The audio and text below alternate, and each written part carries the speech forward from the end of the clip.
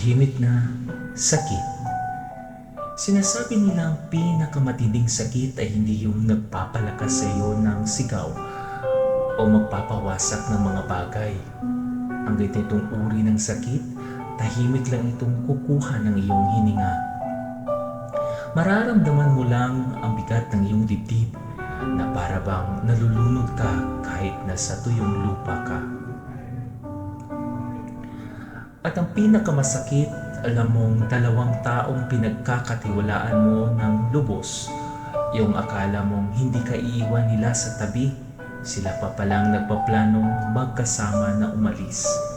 Ang pag-ibig sana yung kadungan, ngunit ngayon, ito pa pala ang lugar kung saan ka masasaktan.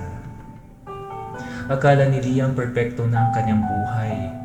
Mayroon siyang Mia, babaeng laging nakangiti at tila siya lang ang nakikita sa buong mundo. At mayroon din siyang Ethan, ang kanyang matalik na kaibigan mula pa pagkabata.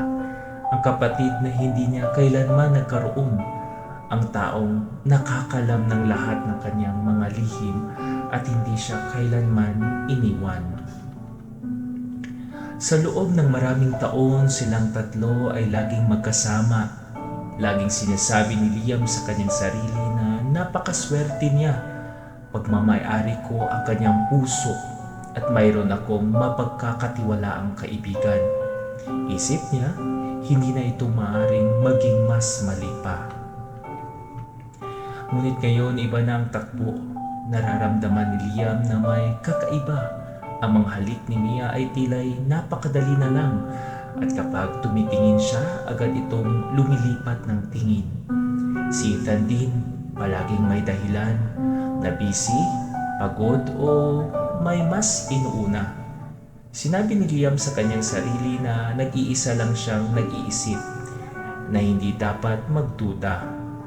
Gusto niyang maniwala sa kanila, kailangan niyang maniwala sa kanila. Ang katotohanan ay nangyari sa isang Martes na malakas ang ulan.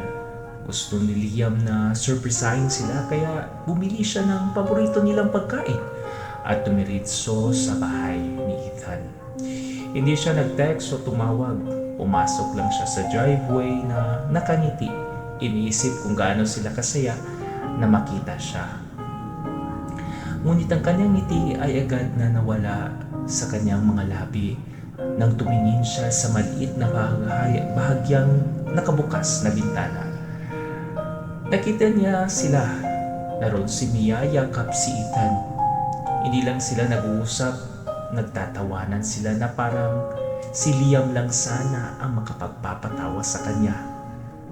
Nagtinginan sila sa isa't isa sa klase ng tinginan na iniisip ni Liam na para lang sa kanya. Hindi ito mali. Hindi ito aksidente. Ito ay totoo at nangyayari mismo sa harap niya. Ang mga plastik na pagkain ay nahulog mula sa kanyang kamay at bumagsak sa lupa, ngunit sa loob ng kanyang puso, tila ang mundo ay nabasag ng walang tunog.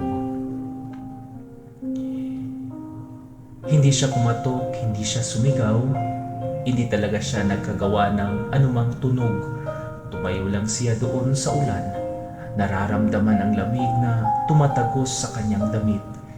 Mas malamig pa sa nararamdaman niya ngayon. Hindi lang siya nawala ng kasintahan, nawala din siya ng kaibigan.